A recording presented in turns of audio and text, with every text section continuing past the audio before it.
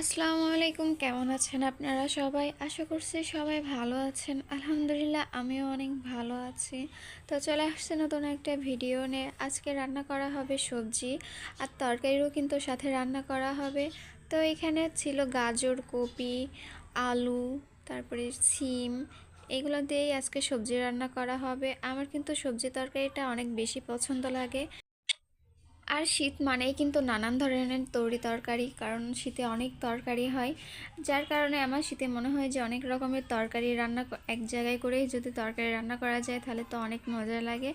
আর যদি হয় কুমড়োর বড়ি দিয়ে সেটা তো তাহলে আরও বেশি মজা লাগবে। আর আজকে আমি তরকারিটা হচ্ছে সবজি তরকারি, যেহেতু আমি কুমড়োর বড়ি দিয়েই রান্না করব। আমাকে আম্মু কিছু কুমড়োর বড়ি দিয়ে দিছিল, সেগুলাই দিয়ে রান্না করব। আর আমার যেহেতু এতটা পরিমাণের কুমড়োর বড়ি পছন্দ, এই জন্য আমরাও কিন্তু কুমড়োর বড়ি দিব। তো হচ্ছে আমরা যখন কুমড়োর বড়ি দিব তখন আপনাদের সঙ্গেও কিন্তু শেয়ার করব। আর আমি তো কুমড়োর বড়ি একা দিতে পারবো না, কারণ আমার সন্তান আছে, আমার সংসার আছে। আর আমি যেহেতু একা, যার কারণে আমার তো হচ্ছে সংসার একাই সামলানো লাগবে। তো এখানে আমি মশলা কষাই নিচ্ছি, আর মশলা কষাই নেওয়ার পরেই সবজিটা দিয়ে দেব। সবজিটা কিন্তু শুধু মাখা মাখাই হবে, কোনো ঝোল থাকবে না, যার কারণে আমি মশলাটা কষাই নেওয়ার পরে সবজিটা দিয়ে দেব। এরপরে সবজিটা ভালো মতো করে কষা নেব, নেওয়ার পরেই কিন্তু আমি বড়িগুলো দিয়ে দেব। আর বড়িগুলো কিন্তু সবজি কষানোর সাথে দিলেও মজা লাগবে, যাতে সিদ্ধ হয়ে যায় বড়িগুলো তাড়াতাড়ি। এই সমস্ত সবজি আমার আম্মু আমাকে পাঠাইছিল। তো যাই হোক, সবজি যখন এতগুলা হয়েছে তো কী করার, একটু বেশি বেশি করে রান্না করা হবে, কারণ শীতকালীন সবজিগুলো কিন্তু একটু বেশি করে রান্না করেই খেতে ভালো লাগে। আর বেশি করে ঠান্ডা করে যদি রেখে খাওয়া যায় তাহলে তো আরও মজা লাগে। আমার আম্মু আগে এরকম করে রান্না করতো, আর আমি দেখতাম, আমার ভালো লাগতো আম্মুর পাশেই বসে থেকে এরকম রান্না করা দেখতাম, আর শিখতাম যে আম্মু কেমন করে রান্না করে। তো এখানে আমার কিন্তু এরকম করে কষাই নেওয়ার পরে রান্না করা হয়ে যাবে। আর এখানে এখানে কয়েকটা মাছ ভেজানো হয়েছে লাউ দিয়ে রান্না করার জন্য। তো এখানে হাফ লাউ ছিল, যেটা হচ্ছে অর্ধেক রান্না করা হয়েছিল আর অর্ধেক ছিল। তো এখানে লাউগুলো আমি সুন্দর মতো করে কেটে নিছি, ছোট ছোট করে কেটে নেওয়ার পরে এগুলো আমি ভালো করে ধুয়ে নিয়ে আসবো। ধুয়ে নেওয়ার পরে এগুলো আমি ছোটো করে কেটে নেব। আর এই যে এখানে আমি মাছগুলোকেও সুন্দর মতো ধুয়ে নিয়ে আসছি। এখানে দু রকমের মাছ ছিল, একটা ছিল লওলা আর একটা ছিল জাপানি। তো এই তো এখানে আমার লাউগুলা কিন্তু সুন্দর মতো ধুয়ে রাখা হয়েছে, এখন আমি এগুলো কুটে নেব কুচি কুচি করে। আর এই তো এখানে আমার লাউগুলাও সুন্দর মতো করে কুটে নেওয়া হয়ে গেছে। আর এখন এই যে আমি রান্না করব।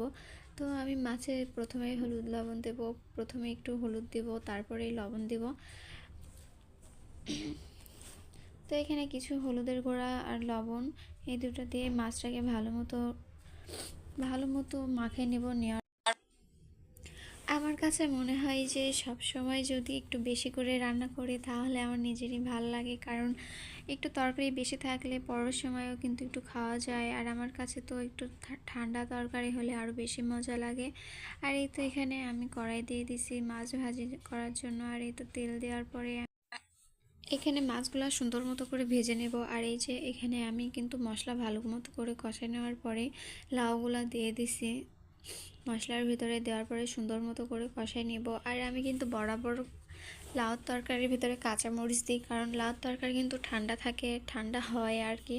তো এর ভিতরে এই জন্যই হালকা কাঁচামরিচ দিই, কারণ শুকনো মরিচ আমি বেশি একটা দিই না বলতেই চলে, কারণ দিলে হচ্ছে তেমন একটা আমার কাছে ভালো লাগে না। কারণ লাউর তরকারি একটু ঠান্ডাভাবে হালকা ঝাল দিয়ে রান্না করলেই বেশি মজা লাগে। আর এই তো এখানে আমি তরকারিতে ঝোল দেওয়া হয়ে গেছে, মানে পানি দেওয়া হয়ে গেছে। তো এর ভিতরে আমি মাছ দিয়ে দিচ্ছি এখন। আর মাছ দেওয়ার পরে তরকারিটা ফুটলেই কিন্তু আমার তরকারি রান্না হয়ে যাবে। তো এই যে এখানে আমার কিন্তু তরকারি রান্না করাও শেষ। আর আজকে হচ্ছে 2 রকমের তরকারি রান্না করা হয়েছিল। আর এই যে নিহান এখানে দেখেন টেবিলের ওপর উঠেই কেমন করে খেলা করতেছিল, কিন্তু ঘুম থেকে উঠেই এরকম করে কান্না করতেছিল। পরে আমি ওকে এখানে বসাই দিয়েছি, দেওয়ার পরে কিন্তু আমি রান্না করতেছিলাম। তো যাই হোক, এই যে রাতের বেলা আমাদের ধান আসছে, মানে আমরা ধান লাগাইছিলাম এইবার, এই তো এখানে ট্রাক করে ধান আসছে।